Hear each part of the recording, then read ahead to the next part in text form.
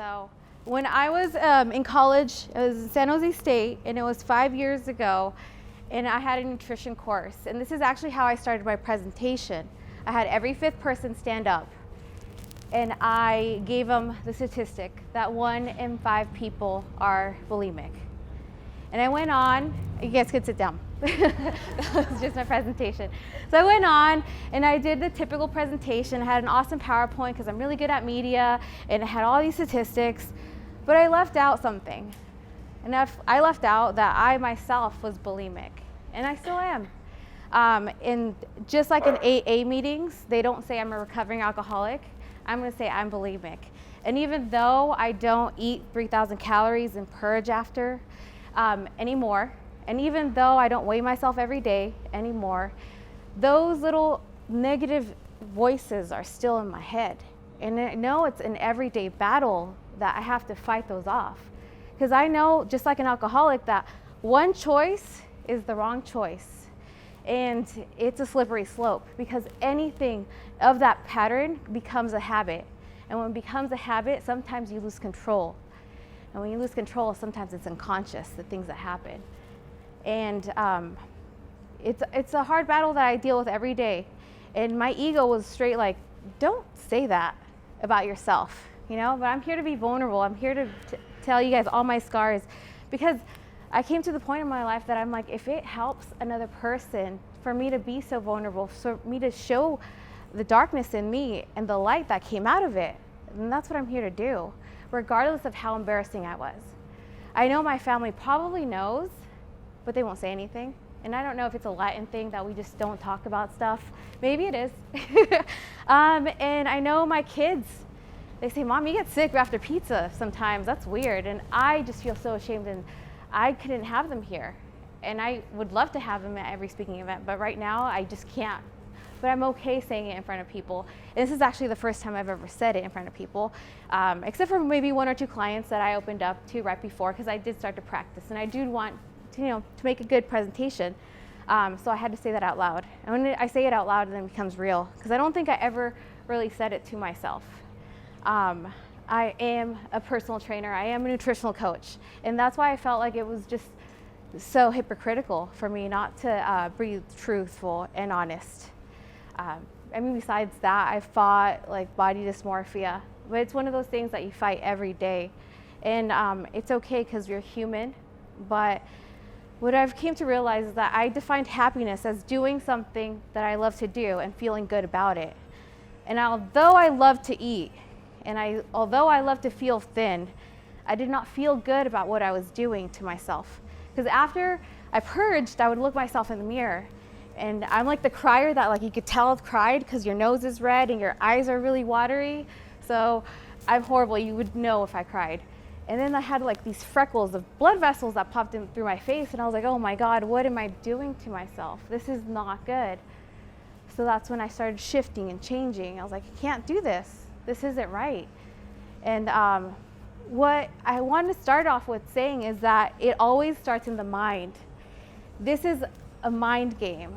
You have to master the mind. And if you don't master the mind, your mind will master you.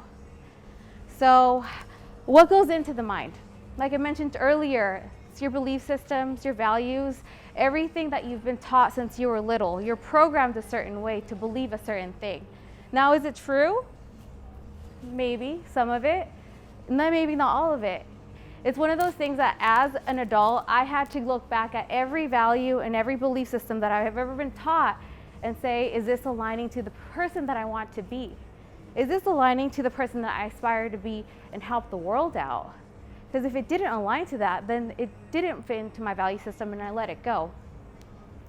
The things that program us is society, it's religion, it's our parents, it's our family, it's our culture, it's everything around us. And when you ask as a little kid, why? Why is it this way? Because that's how it's always been, and that's how it's going to be. But if you think about it, if you do everything that it's always been, you're always going to get the same results. And I woke up about 4 years ago, and I realized that I didn't know if I liked the way that the world was going. Like, I see a lot of negativity, and I don't know if that's the world I want to live in. So I had to shift and change my own self. My parents, I love them to death. But since I was little, my mom, I mean, even as I'm older, I'm not since I was little, she always pinched my fat. She's like, oh, Mija, you're getting a little chubby, you know? And I'm like, okay, thanks, Mom. Yeah. I got really thin. Oh, Mija, you're too thin. You should eat something. You don't look well. Okay, Mom, thanks. I got muscles now. I don't even know why you work out so much. You don't need to work out so much. You have, for what? Why do you need all those muscles? Okay, Mom, I'm competing, whatever. But like I said, as I got older, started reading a lot of philosophy, a lot of psychology, a lot of spiritual books, a lot of seminars, and I was like, you know what, Mom, one time, I think you're just projecting your own insecurities onto me, so if you can't, can you stop, please? And she just looks at me, she's like, oh, I'm just saying.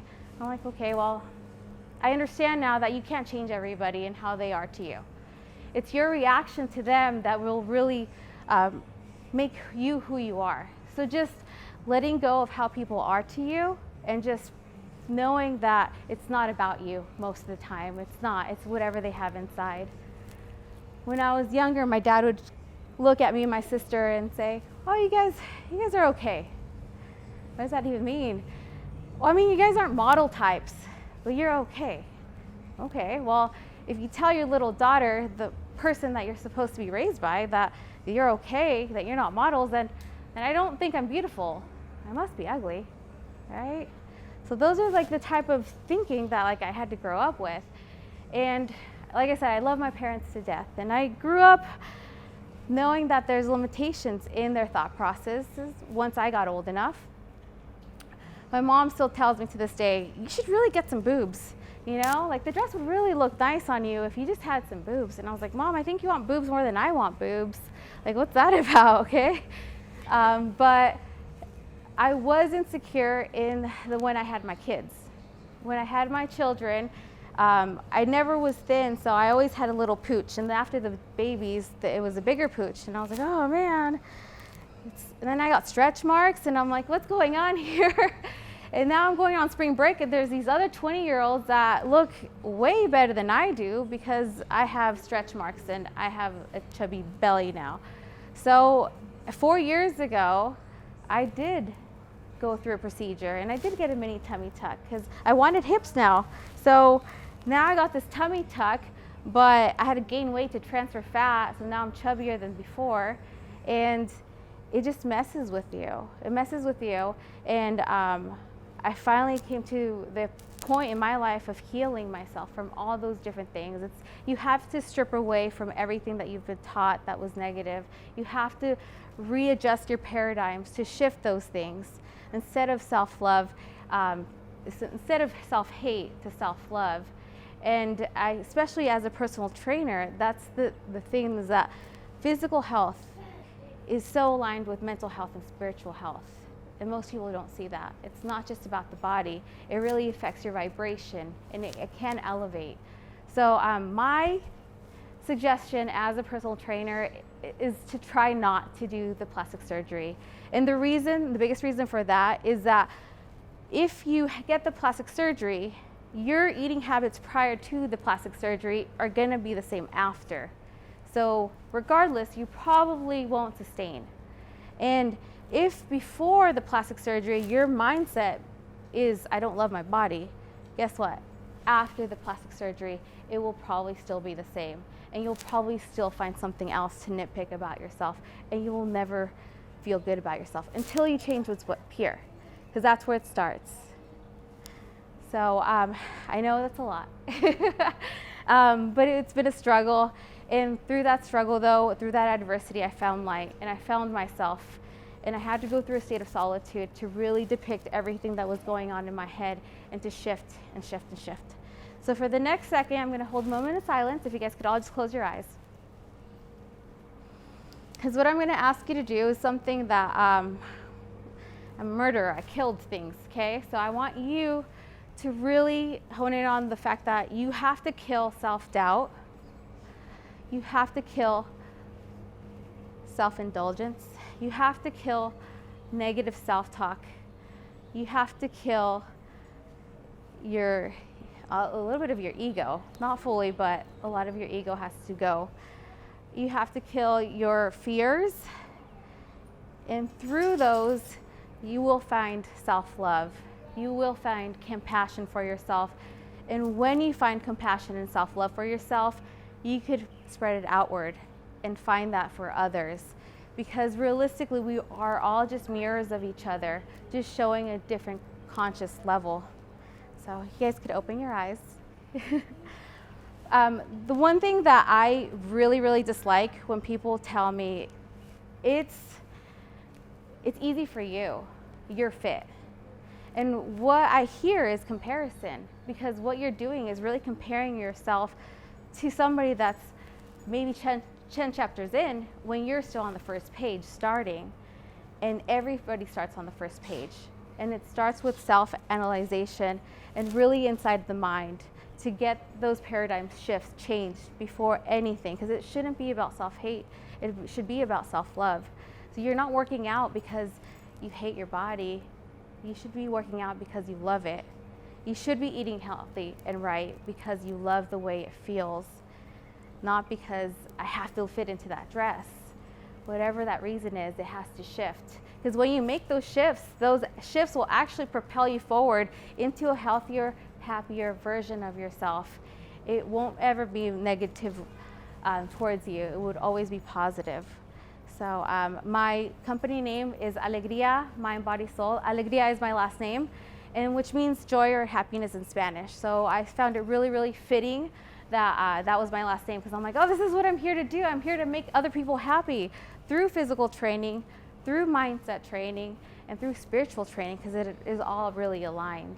So I'm really, really blessed to try to make that spark in other people and women especially.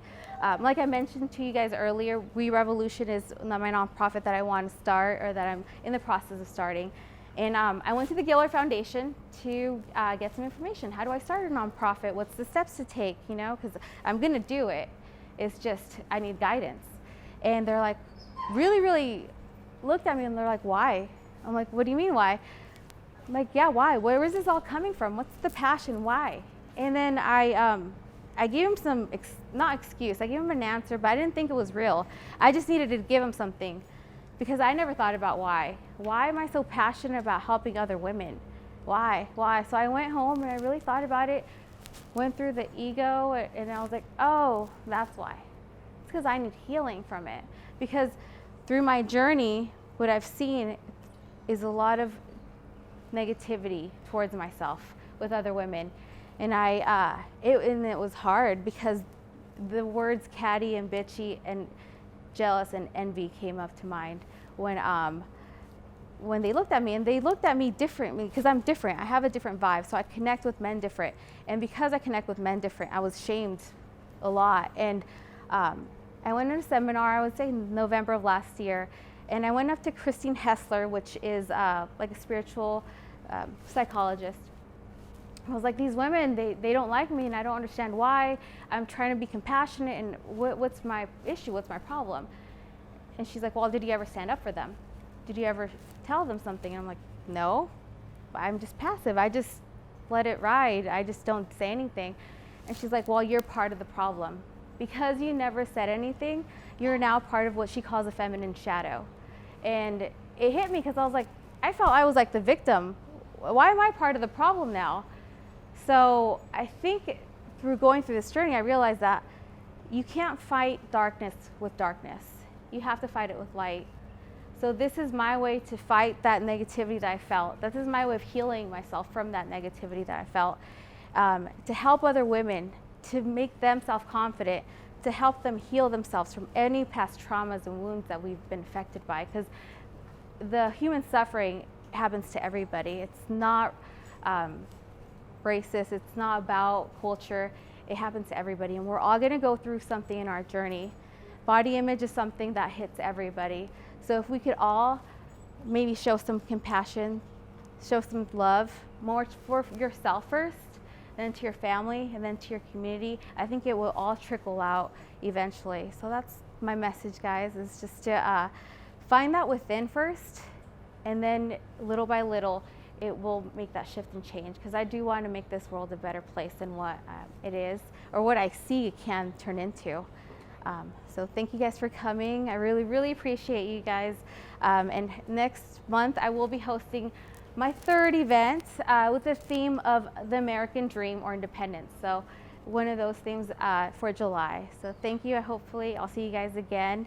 And yeah, thank you for coming. Thank you. Yeah.